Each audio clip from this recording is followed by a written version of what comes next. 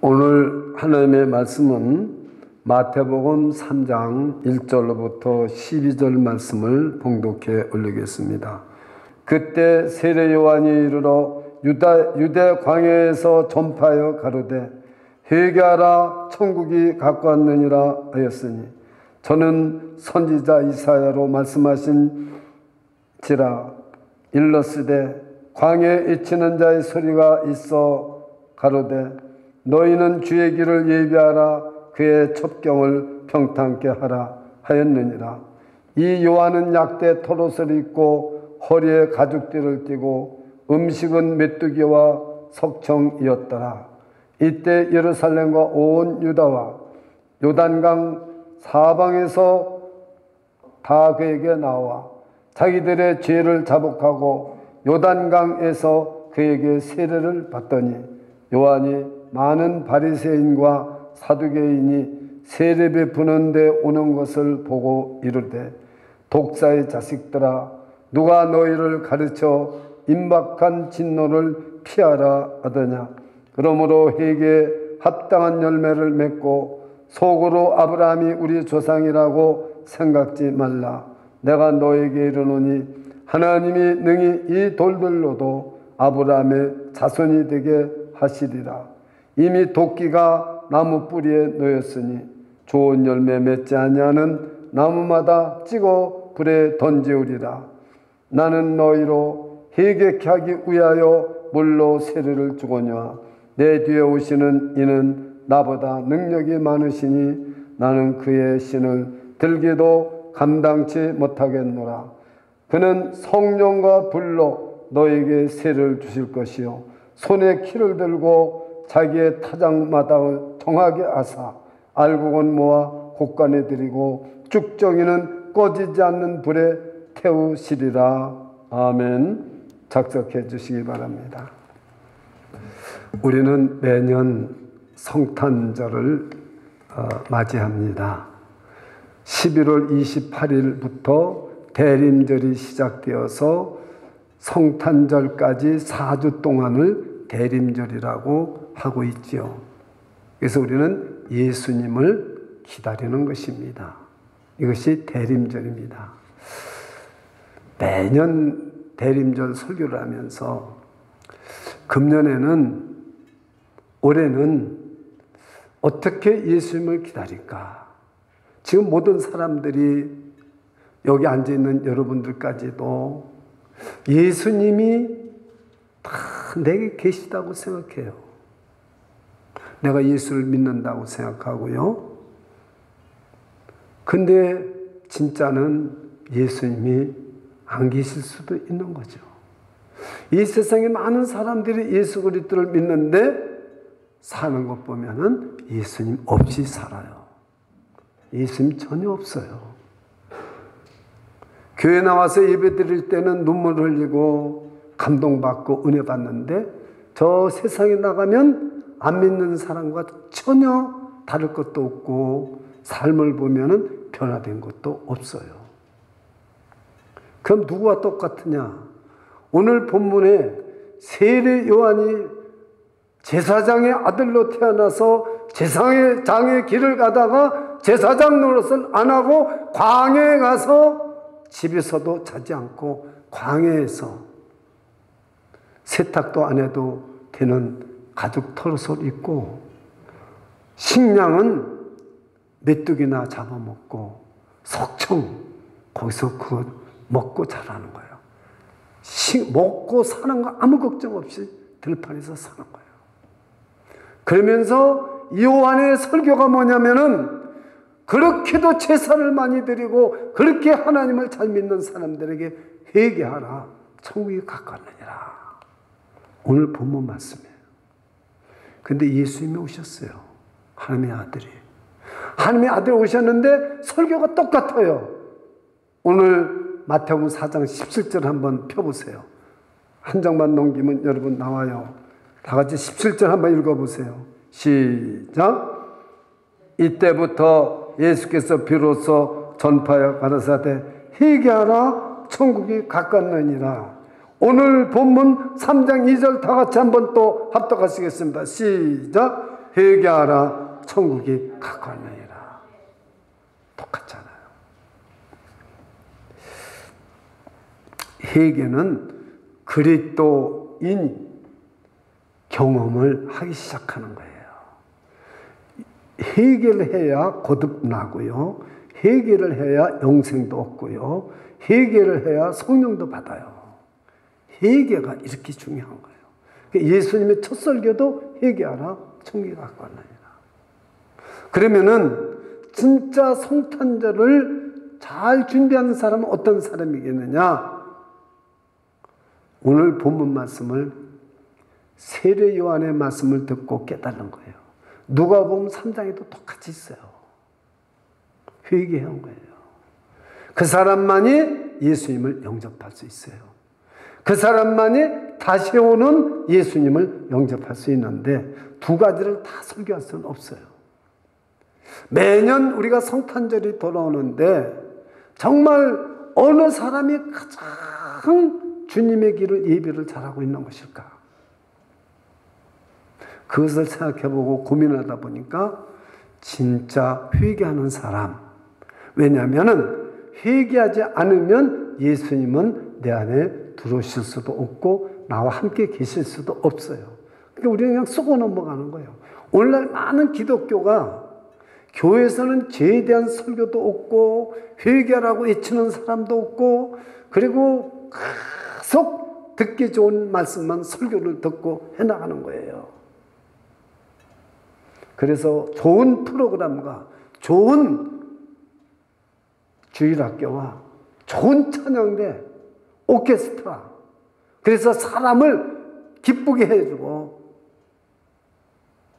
주님을 영접하든 주의 길을 예배하든 안 하든 그건 상관없어요. 이게 오늘날 기독교가 무너지게 된 동기입니다. 여러분, 그리고 또 어떤 사람은요, 사도행전 3장 19절, 사도행전 3장 19절 한번 제가 읽어 드릴게요. 사도행전 3장 19절에 볼 것 같으면은, 그러므로 너희가 회개하고 돌이켜 너희 죄 없이 함을 받으라. 이 해석이 신학교나 교회나 어디서나 잘못 해석하는 거예요. 우리가 죄를 회개하고 용서받았으면 다시는 회개 안 해도 된다는 거예요. 우리는 구원받았으면 절대로 우리는 지옥에 안 가고 천국 가니까 멸망되지 않는다는 거예요. 한 번 구원받으면 된다는 거예요.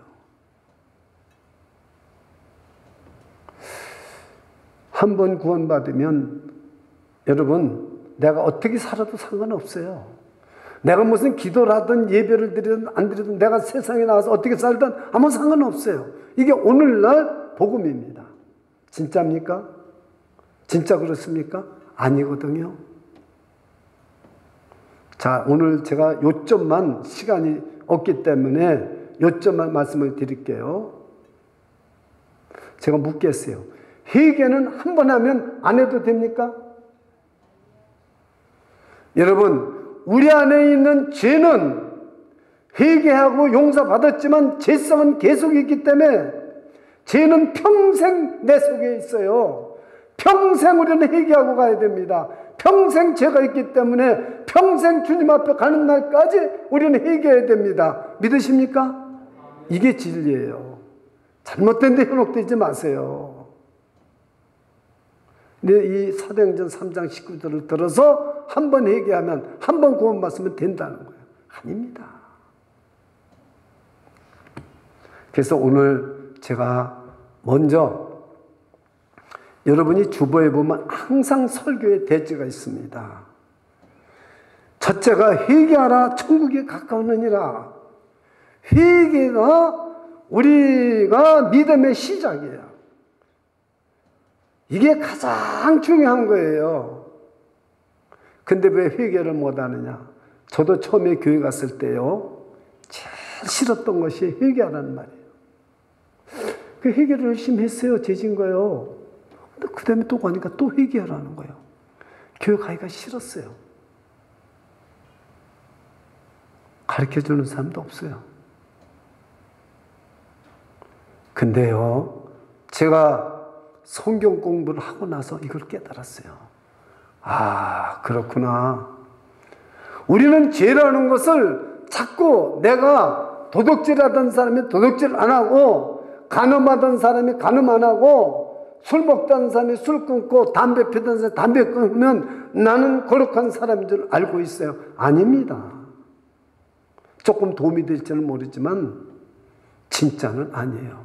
그러면 여러분, 지금 세례 요한이 광야에서 회개를 외쳤을 때 모든 사람들이, 그 잘못된 사람들이 다 와서 머리를 뒤밀고 애통하고 회개하고 세례 받았어요. 그건 제사함의 세례를 받은 거죠. 내 뒤에 오시는 분은 성령으로 세례를 준다고 그랬어요.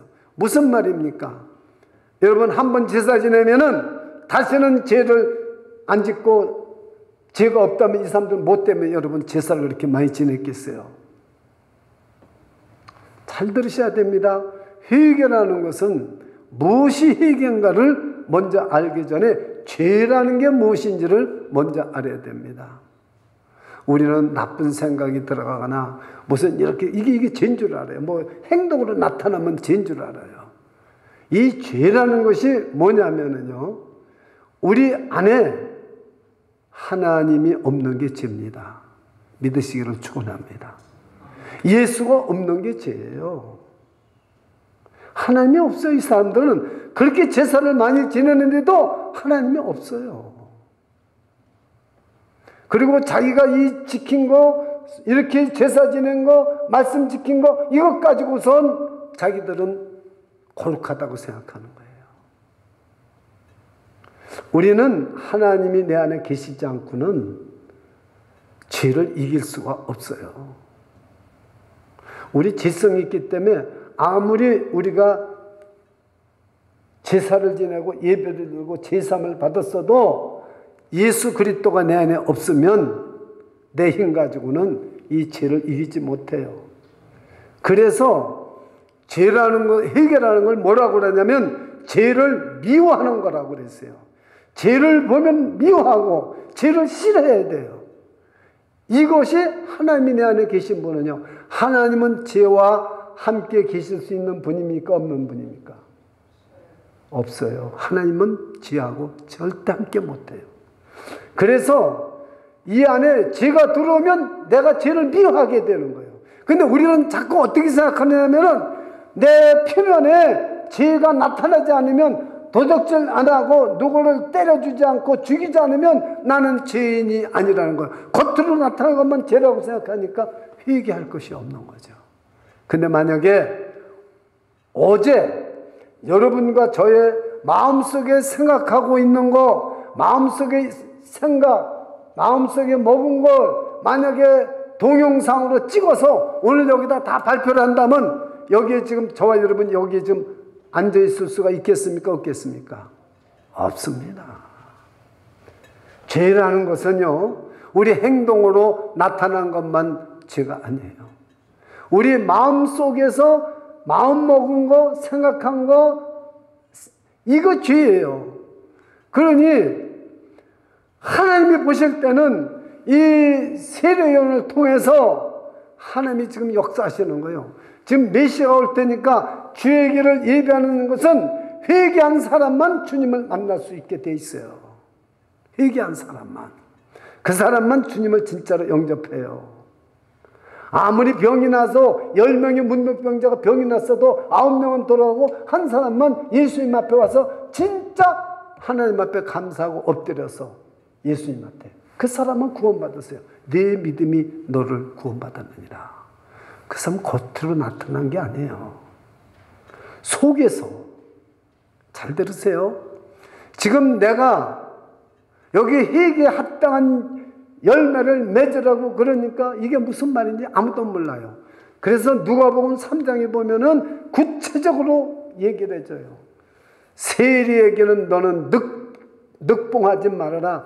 받은 요금만 세만 받아라. 군인에게는 폭력을 행하지 말아라. 저기에 옷이 2벌 있는 자는 1벌 딴 사람에 줘라. 왜 그래요? 죄가 뭔지를 아는 사람, 죄는요, 우선 내 안에 욕심이 있어요. 옷 내가 두 벌 있죠? 내가 챙겨요, 더 많이 가져요. 돈을 내가 얼마 벌지 않아요? 더 벌어야 돼요. 그러니까 락펠러가 어떻게 했어요? 기자가 가서 이제는 만족하십니까? 이만한 돈을 벌었는데 아니요. just a little more. 조금만 더. 지금 여러분 재벌한테 가보세요. 조금만 더. 우리 안에 뭐가 있게 돼요? 욕심이 있기 때문에 그래요. 여러분 죄가 뭔지를 제가 얘기해 드리려고, 이게 우리 안에 있기 때문에 우리 마음에는요, 겉으로는 아주 거룩한 것 같고 겉으로는 사랑을 많이 하는 것 같은데 여러분 다 아시죠? 상대방을 이상하게 무시하는 사람이 있어요. 그리고 입으로는 부부지간에도 사랑한다고 하면서도 실제는 사랑하지 않아요. 서로 조건에 맞춰서 사는 거예요. 할 수 없어서 사는 거예요. 속으로는 만족하지 못해요. 행복하지 못해. 비움도 있고 원망도 있어요. 이게 죄입니다. 그러니 우리 마음을 동영상으로 생각을 찍어서 쫙 비춰놓으면은 기절할 일이에요. 여기 한 사람도 살 사람이 없어요. 그래서 로마서는 1장부터 3장까지 우리는 악하다고 말하고 있어요. 인간은 악하다. 창세기 6장을 보십시오. 사람이 하나님이 사람을 만든 것을 한탄하시고 하나님이 사람은 다 악하다 생각하는 것이 어려서부터 악하다는 거예요. 여러분 죄를 알려면 우리 인간이 얼마나 악한지를 알아야 진짜 죄를 알게 되고요. 죄를 아는 사람만이 회개가 터져요. 하나님이 은혜를 줘요. 하나님의 은혜를 안 주면 죄를 회개할 수가 없어요. 지금 회개하라 천국에 가까우니라. 근데요, 여기는 제사장들 빼놓고는, 서기관들 바리새인 빼놓고는 여기 가서 다 회개하고 세례를 받았는데 그 사람들만은 안 받았어요. 예수님이 다시 오셔서 회개하라 천국에 가까우니라. 회개라는 게 뭡니까? 잘 들으셔야 됩니다. 죄를 미워하고 죄가 조금만 더도 견딜 수가 없는 거예요. 우리가 암병이 왜 무서웁니까? 암이 들어와서 있는데 전혀 못 느끼는 거예요. 암에 대해서. 그래서 이제 얼마 안 남았어요. 그래서 가서 몸이 좀 이상해서 가서 보니까 당신은 6개월밖에 못 살겠습니다. 준비하세요. 그러다 보니까 조금 있다 가보니까 너무 고통이 오기 시작하는데 참을 수가 없어요. 그 암 환자는 죽을 때 몰핀 놔주는 거예요. 그냥 그 고통 참으라고. 그냥 이게 치료입니다. 치료 때문에 그러다 죽는 거예요. 죄라는 걸 우리 누구라도 모릅니다. 왜? 겉으로 나타난 것만 여러분 죄인 줄 알면 속에서, 생각 속에서, 마음 속에서, 양심에서 이 죄가 역사를 하고 있는데, 그래서 여러분 우리를 쇠사슬에 묶고 있는데, 그래서 세례요한이 회개하라 천국에 가까우니라. 그 다음에 회개에 합당한 열매를 맺어라. 이게 무슨 뜻인가? 열매를, 회개에 합당한 열매를 맺으라는 말이 무슨 말인가? 진짜만 얘기를 드릴게요. 진짜 회개에 합당한 열매를 맺는 것은 사람들 자꾸 눈으로 보려고 그래요. 내가 회개에 합당한 열매가 뭔가? 죄를 아무리 회개하고 죄를 졌다고 눈물을 흘리고 회개하고 내가 다시는 안 그러겠습니다 하고 삶의 변화는 하나도 없어요. 여러분 죄 짓던 거 똑같이 져요. 여러분 오늘 생각해 보세요. 여러분이 잘못이라는 걸 알면서 그대로 하고 있는 것이 있나 한번 보세요. 똑같이 하고 있습니다. 그건 죄의 회개에 합당한 열매가 없는 거죠. 왜 그러냐? 두 가지입니다. 첫째는 죄를 좋아하기 때문에 그렇습니다. 저와 여러분에게는 저도 마찬가지고 죄가 더 좋습니다. 그래서 우리는 회개가 안 되는 거예요. 두 번째는 죄를 알지 못합니다. 암 환자가 암이 있는 줄 모르는 것처럼 내 안에 죄가 있는 줄 모릅니다. 죄가 있는 줄 알면은 어떤 사람은 몸만 조금만 이상해도 병원에 쫙 쫓아가서 피검사하고 전체 검사하는데 아이고 당신은 콜레스테롤이 높으네요.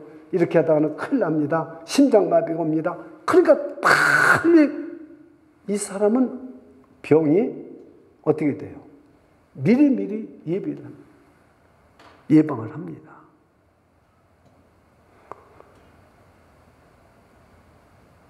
코비드-19이 들어온 걸 아는 사람이 어디 있어요? 몰라요. 벌써 열이 났을 땐 늦은 거예요. 우리 피아노를 7년 동안이나 쳐주던 분이 엊그제 소천하세요. 열이 나가지고 이머전시로 가는데 그냥 앰뷸런스 내에서 돌아가셨어요. 죄를 모릅니다. 두 가지입니다. 회개를 왜 못하느냐? 죄가 좋아서 못하는 거예요. 절대 안 바꿉니다. 성질 안 바꿔요. 기질 안 바꿔요. 여러분이 잘못이라는 거 알면서 절대 안 바꿔요. 그 다음에 모르기 때문에 죄가 뭔지 암이 들어온 거 모르는 것처럼 코비드 병균이 들어왔는지 모르지만 여러분 마스크 쓰고 있고 뭐 별짓 다 하지만은 코비드가 들어와서 몰라요. 그게 열이 나고 그때 이미 늦은 거예요. 그러니까 여러분 그러면 이게 우리가 회개에 합당한 열매라는 건 도대체 뭐냐? 뭐가 회개에 합당한 열매냐? 진짜 내가 악하다는 것을, 죄인이라는 것을 알고 죄를 회개한 사람은 하나님이 성령을 부어주세요. 죄 용서로 함과 동시에 성령을 부어주세요. 예수님이 십자가에서 돌아가시고 부활하신 주님이 우리의 죄만 용서해주고 끝난 게 아니에요. 성령을 부어주세요. 그래서 죄가 조금만 들어오면은 주여 하고 몸이 이상하면은 병원으로 달려가는 것처럼 주여 하고 주님 앞에 십자가 밑에 엎드려서 회개합니다.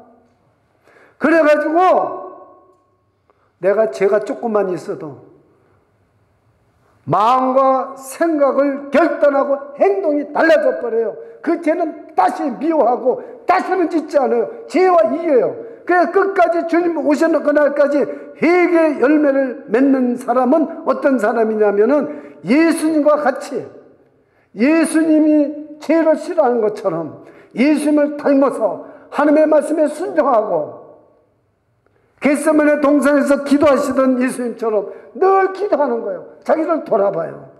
죄를 미워해요. 그래서 내가 나쁜 생각만 있었어도 그거를 애통해 놓고 십자가에 못 박아요. 이 사람이 회개의 열매를 가진 사람이에요. 순종하는 사람. 죄가 있으면 매일매일 회개합니다. 평생을 회개합니다. 그렇지 않고는 살 수가 없어요. 이것이 하나님이 우리를 만들어주신 거예요. 이게 회개에 합당한 열매를 맺는 것입니다. 그러니 옷도벌이 있잖아요. 내가 언제 죽을지도 모르는데 주님이 내 안에 계시면 주님의 마음에 야, 너 옷도벌인데 저 사람은 옷이 없지 않냐. 줍니다. 여러분 지금 12월 달에 이렇게 이제 추위가 다가오고 그러면 저분들 저렇게 먹을 거 저기다 쭉 해가지고 없는 사람들 갖다 주잖아요. 저게 바로 회개에 합당한 열매라는 거예요. 우리는 어떻습니까? 뭐 돈 많은 사람이 해줄 텐데 우리는 나는 아니에요. 누가 여러분 죽어서 눈물을 벙쩍 흘리고 있어도 거기 안 가. 나는 안 주고. 여러분 회개에 합당한 열매는 예수님 마음이 내 마음이 돼가지고 예수님처럼 죄를 싫어하고 미워할 뿐만 아니라 조금만 죄가 들어와도 회개하고 아버지의 말씀대로 순종하는 것 죽기까지 내가 손해가 나도 이 사람은 회개에 합당한 열매를 맺은 거예요. 지금 이 말입니다. 그래서 이미 도끼가 내 나무 밑에 있다. 너는 회개의 열매가 없기 때문에 찍어버리겠다는 거예요. 근데도 지금 예수님이 오신 성탄절을 맞이해서 진짜 주의 길을 예배하는 사람은 회개하는 사람이에요. 내가 지금까지 너무 죄가 뭔지를 알면서도 버리지 못했어. 내 생각, 기질, 욕심 내 거 버리지 못했어. 성질 내는 거 못 버렸어요. 남을 미워하는 거 못 버렸어요. 내 고집대로 살려고 하는 거 못 버렸어요. 여러분, 나무 밑에 도끼가 있어요. 하나님이 그런 사람은 참고 또 내년까지 기다리다가 못 참고 하나님이 이제 끝났다. 그러면 그 다음에는 회개도 소용없어요. 알고 천국에 갖다 대고 쭉정이는 불에 태워버려요. 오늘 그 말씀까지 세례요한이 했어요. 근데 이게 무슨 말씀인지 몰라요. 여러분, 마태복음 24장 25장 갈 필요도 없어요. 이 한마디에서도 주의 길을 예비하는 게 무엇인가 깨달을 수 있는 것입니다. 사랑하는 여러분, 진짜 성탄절을 준비하십니까? 주의 길을 예비하십시오. 내 마음속에 주님이 들어오실 수 있는 길을 빨리 닦으세요. 높은 산이 낮아져야 됩니다. 구렁텅이가 있습니까? 메꿔야 됩니다. 우리는 왜 살아야 되는지를 알아야 됩니다. 주님을 영접하는 거예요. 주님을 영접한 사람은 다시 오실 주님을 맞이할 수 있는 세 가지가 요한계시록에 나와 있어요. 그거는 제가 또 다음에 말씀을 드릴게요. 다시 오시는 예수님을 영접하는 것과 예수님을 영접하는 것과 틀립니다. 그걸 우리가 구분할 줄 알아야 돼요. 사랑하는 우리 주비전교회 성도 여러분, 진짜 2021년 성탄절을 맞이하는 길은 주의 길을 예비하는 것입니다. 진정한 회개를 해야 됩니다. 겉으로 나타나는 것 말고 내 생각과 마음속에 얼마나 많은 욕심과 미움과 원망과 이게 터져 나온다는 것을 알아야 돼요. 그리고 내가 죄를 얼마나 좋아한다는 걸 알아야 되고, 내가 얼마나 죄를 무시해버리고 내 하고 싶은 대로 지금 평생을 살아오고 2021년 하나님이 은혜를 부어주셔도 깨닫지 못해요. 하나님이 은혜를 부어주셔야 죄를 알게 되고요. 죄를 미워하게 됩니다. 그래서 은혜를 선포하신 거예요. 그래서 포로된자에게 자유를 주시고 눈먼 자를 다시 보게 하고 눌린 자를 자유케 해주시는 거예요. 은혜가 임해야 되는 것입니다. 성령이 임해야 되는 것입니다. 저 여러분이 회개에 합당한 열매가 무엇인지를 꼭 이 목회 수상을 읽어보시면 제 설교의 내용이 여기에 다 담겨져 있어요. 기도하겠습니다. 주 예수님, 2021년 성탄절을 앞에 두고 오늘 대림절 두 번째 주일에 주의 길을 예배하라는 주님의 말씀을 이 시간 마음에 새기면서 우리 자신을 돌아봤습니다. 주님, 참으로 변하지 못한 나의 삶, 변하지 못하는 나의 인격, 변하지 못하는 습관, 주님 앞에 얘기합니다. 이제 결단하고 십자가에 못 박게 주옵소서. 정말로 내 마음과 생각 속에서 얼마나 많은 죄를 짓고 살고 있는지를 깨닫게 해 주옵소서. 성령님이여 깨닫게 해 주시옵소서. 하나님의 말씀에 순종하지 못하면서도 우리는 얼마나 내가 거룩하고 예수 잘 믿는다고 생각하면서 살고 있습니까? 불쌍히 여겨주셨기를 원합니다. 이 성탄절에 주님이 하늘 보좌를 버리시고 낮고 천한 이 땅에 사람의 몸을 입고 오셔서 내 죄를 대신해서 십자가에서 피 흘려 대신 돌아가시고 내가 받아야 될 하나님의 저주와 진노를 대신 받으시고 부활하신 주님이 회개하라 천국이 가깝느니라. 다른 사람에게 한 말이 아니라 바로 내 영혼에게 한 말씀이에요. 나에게 한 말씀인 것을 깨닫게 해주심을 감사드립니다. 오 주님, 이 죄인을 용서해 주시고 주님이 주시는 이 기회에 회개에 합당한 열매를 맺고 한 걸음 한 걸음 믿음으로 순종하며 날마다 주님을 바라보며 아버지께 영광을 돌리는 귀한 성탄절, 주의 길을 예비하는 모든 지체들이 될 수 있도록 은혜 베풀어 주옵소서. 예수 그리스도 이름으로 기도드리옵나이다. 아멘.